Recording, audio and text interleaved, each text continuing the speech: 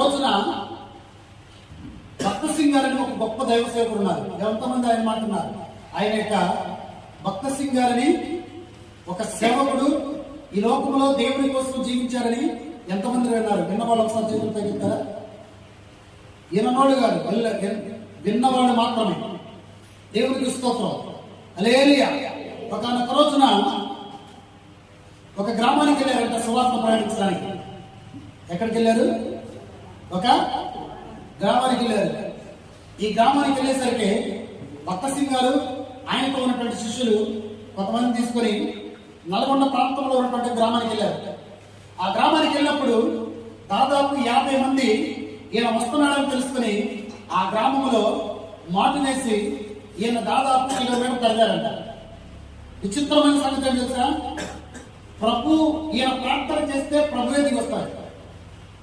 భక్త సింగ్ గారు ప్రార్థన చేస్తే ప్రభువే దిగి వచ్చి ఆయనతో మాట్లాడతాడు. కానీ ఏమైంది అక్కడ? ఈయన కొట్టారు, తిప్పి పంపించేశారు. దేవుడికి స్తోత్రం. హల్లెలూయా, హల్లెలూయా. సరే వెళ్ళిపోయాడు. వెళ్ళిపోయిన తర్వాత కూడా దాదాపు 1 సంవత్సరం వరకు కూడా ఆ గ్రామానికి రాలేదంట. మళ్ళీ దేవుడు ఒక ఆలోచించారంట. ఎప్పుడు సంవత్సరం తర్వాత ఆలోచన ఇచ్చినప్పుడు ఆయన ఆ గ్రామానికి వచ్చారంట. ఆ గ్రామానికి ఎప్పుడైతే ఆయన వస్తున్నాడని అక్కడ ఉన్నటువంటి ప్రజలకు తెలిసిందో వాళ్ళందరూ కూడా భక్త సింగ్ గారికి స్వాగతం పలికారంట. గట్టిగా చప్పట్లు కొడుతున్నారు.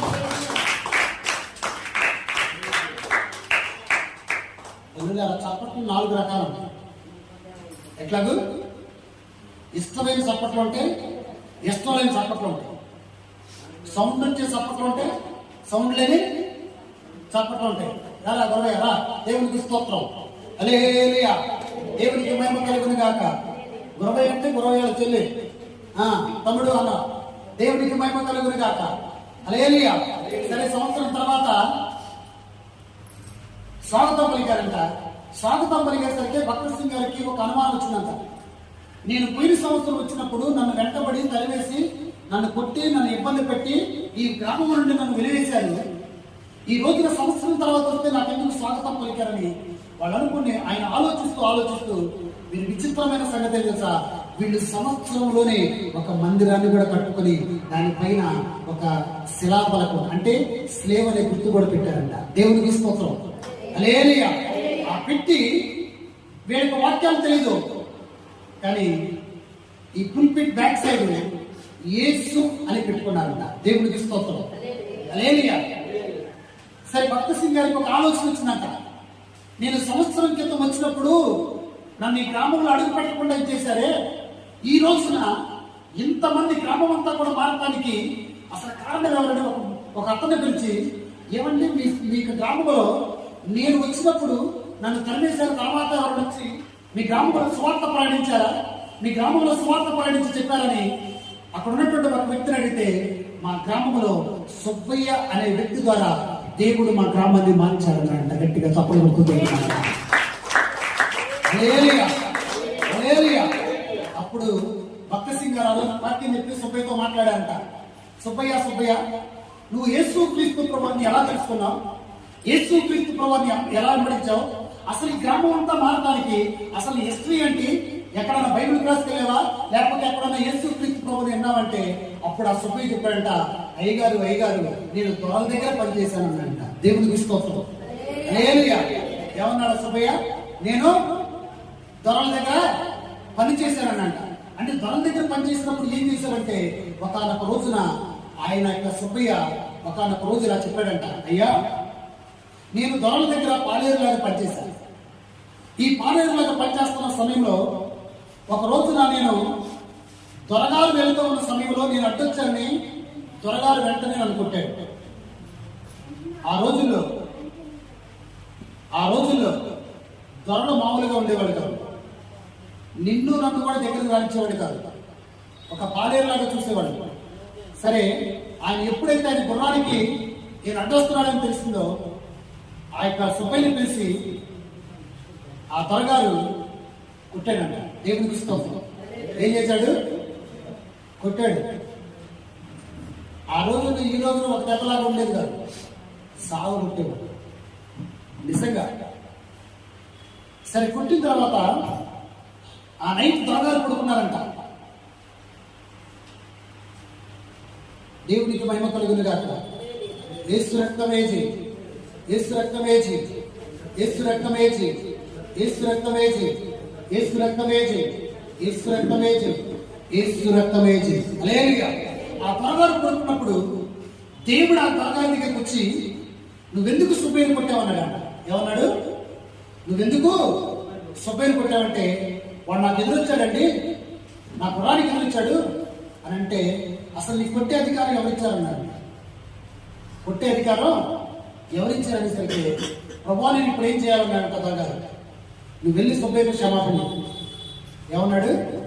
నువ్వు వెళ్ళి సుబ్బయ్యకి క్షమాపణ చెప్పు అని అంటే, రాత్రి 1 గంటకి తన గుర్రాన్ని తీసుకుని ఈ త్వరగా ఉన్నటువంటి ప్యాలెస్ కి ఈ సుబ్బయ్య పనివాడు ఉండే దానికి దాదాపు 3 కిలోమీటర్లు. త్వరగా బయలుదేరంటే ఆటోమేటిక్ వెనకాల ఏం బయలుదేరితే గుర్రాలు సైనికులు బయలుదేరుతారు. దేవునికి స్తోత్రం. హల్లెలూయా. దాదాపు త్వరగా బయలుదేరేసరికి 10 మంది గుర్రాలు వేసుకుని సైనికులు బయలుదేరారు. త్వరగారితో పాటు వచ్చి ఆ సుబ్బయ్య ఇంటి దగ్గర ఆగారంట. ఆ సుబ్బయ్య ఇంటి దగ్గర వచ్చేసరికి సుబ్బయ్య అలసి సొలసిపోయి సొమసిలిపోయి ఆ రోజంతా కూడా కష్టపడి ఆ రాత్రి మంచిగా నిద్రపోతున్న సమయంలో ఆ యొక్క తలుపు తట్టేసరికి సుబ్బయ్య గారి భార్య బయటకు వచ్చింది. సుబ్బయ్య భార్య, ఆ సుబ్బయ్య ఎక్కడున్నాడమ్మా అంటే, నిద్రపోతున్నాడంటే అంటే దొరగారు వచ్చారు లేపనేసరికి వచ్చి బయటకు వచ్చిన తర్వాత ఆ సుబ్బయ్య కాళ్ళ మీద ఈ దొరగారు పడ్డారంట. గట్టిగా చప్పలు కొడుతున్నారు.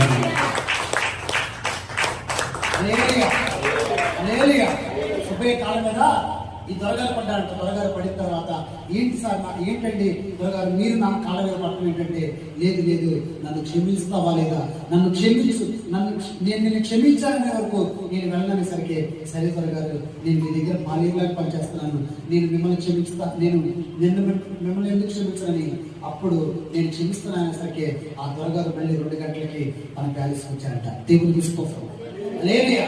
ఈ సుబ్బయ్య లేచేసరికి, ఉదయం లేచేసరికి ఒక ఆలోచన వచ్చింది. ఎందుకు దొరగారు నా కాళ్ళ మీద పడ్డాడు, ఎందుకు నన్ను క్షమించమన్నాడు అని అనేసరికి ఈ పక్కన ఉన్న వాళ్ళు ఏమన్నారు తెలుసా? అయ్యా ఆ దొరగారు ఎవరో కాదు, ఆయన క్రైస్తవుడు. గట్టిగా చెప్పడం. ఆయన క్రైస్తవుడు. అప్పుడు ఆ సుబ్బయ్య అన్నాడు, క్రైస్తవులు ఎలా క్షమిస్తారా? క్రైస్తవులు ఒక తప్పు చేస్తే మళ్ళీ క్షమించమని అడుగుతారా? ఆ త్వరగారు ఎక్కడ, నేనెక్కడ అని ఆయనకు ఆలోచన వచ్చింది. అసలు ఈయన ఏంటి అని చూసేసరికి, అయితే ఈయన ఎక్కడ దొరుకుతాడు అని ఈ సుబ్బయ్య వేరే వాళ్ళు అడిగితే, ఆ త్వరగారు మీకు దొరకరో, ఆదివారం పలానా చోటకి వెళ్తాడైనా, అక్కడ అందరూ ప్రార్థన చేస్తారు, నువ్వు అక్కడికి వెళ్ళు, ఆయన అక్కడ దొరుకుతారన్నాడు. దేవుని తీసుకోవచ్చు. లేదుగా. సరే ఆదివారం వచ్చింది. ఈ సుబ్బయ్య బయలుదేరాడు. ఒక పక్క భయం, ఒక పక్క సంతోషం. భయం ఏంటి? అసలు నేనున్న చోటకు నువ్వు ఎందుకు వచ్చావు? నేనున్న ప్లేస్కి నీకెవరు చెప్పారు? నేను రావాల్సిన ప్లేస్కి ఎవరు వచ్చారని ఆ త్వరగారు అడిగితే ఏం చెప్పాలి సుబ్బయ్య? తన దగ్గర సమాధానం అడిగాడు. సరే వెళ్ళాడు. అందరూ కూర్చున్నారంట, దాదాపు 100 మంది కూర్చున్నారంట. ఆ 100 మందిలో ఒక ప్లేస్ ఉంటే ఆ త్వరగారు ముందే అలా కూర్చున్నారంట సుబ్బయ్య. దేవుని తీసుకోసం. హల్లెలూయా, హల్లెలూయా.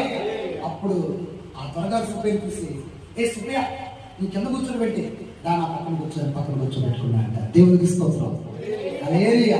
పక్కన కూర్చోబెట్టుకున్న తర్వాత ఆ ప్రార్థన అయిపోయిన తర్వాత ఆ సుబ్బయ్యని కూడా తన గుర్రం మీద ఎక్కించుకొని, ఒక పక్క గుర్రం మీద ఎక్కించుకొని ప్యాలెస్కి తీసుకొచ్చి యేసుక్రీస్తు వారి గురించి ఆ త్వరగారు సుబ్బయ్యకి చెప్పారంట. దేవునికి స్తోత్రం. హల్లెలూయా. ఇప్పుడైతే ఆ త్వరగారు సుబ్బయ్యతో చెప్పాడు, ఈ సుబ్బయ్య వచ్చి వాళ్ళ యొక్క చుట్టాలకి, వాళ్ళ యొక్క భార్యకి, తన పక్కన ఉన్న వాళ్ళందరికీ వచ్చి ఆ ఊర్లో ఉన్న వాళ్ళందరికీ చెప్పడం మొదలుపెట్టాడు. యేసుక్రీస్తు వారు నమ్ముకోండి, యేసయ్య దగ్గరికి రండి, యేసయ్యని ఆరాధించండి, యేసయ్యని కనపరచండి, యేసయ్యని స్తుతించండి.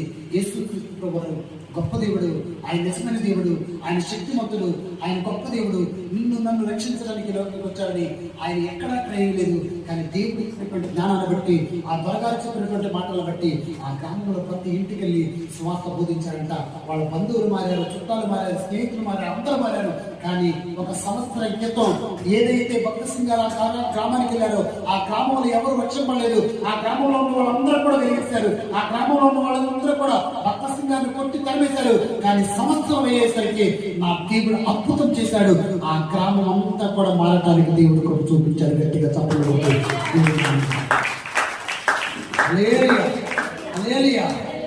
ఒక్కళ్ళ కనుక దేవుడి కోసం నిలబెట్టి రెనాల్డ్ బోంకే దైవ సేవకుడు ఒక మాట చెప్తాడు, నువ్వు దేవుని కోసం ఒక్క అడుగేస్తే 99 అడుగులు మన కోసం ఆయన వేస్తాడంట. గట్టిగా చప్పట్లు.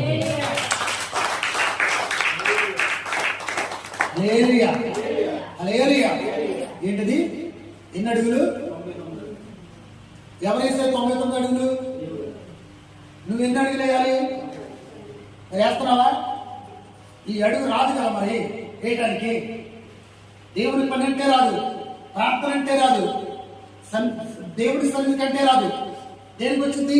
ఆటపాటలకి తీసుకోవడానికి వచ్చింది. దేవుడికి మహిమ కలుగును కాక. ఇప్పటికీ మనం మారకపోతే, ఇప్పటికీ మన పద్ధతులు మార్చుకోకపోతే, ఇప్పటికీ మనం అలవాట్లు మార్చుకోకపోతే, ఇప్పటికీ మందిరం మానకుండా వస్తే, మందిరం మానేస్తూ ఉంటే, ఇప్పటికీ మన యొక్క అలవాట్లు, మన పద్ధతులు, మన ఆలోచనలు, మన క్రియలు మార్చుకోకపోతే దేవుడు నిన్ను చూస్తూ ఉంటాడు. కానీ నీ జీవితంలో ఆయన ఏది చేయడు. ఏం చేయడు? నీ జీవితంలో ఆయన ఏది చేయడు. దేవునికి స్తోత్రం.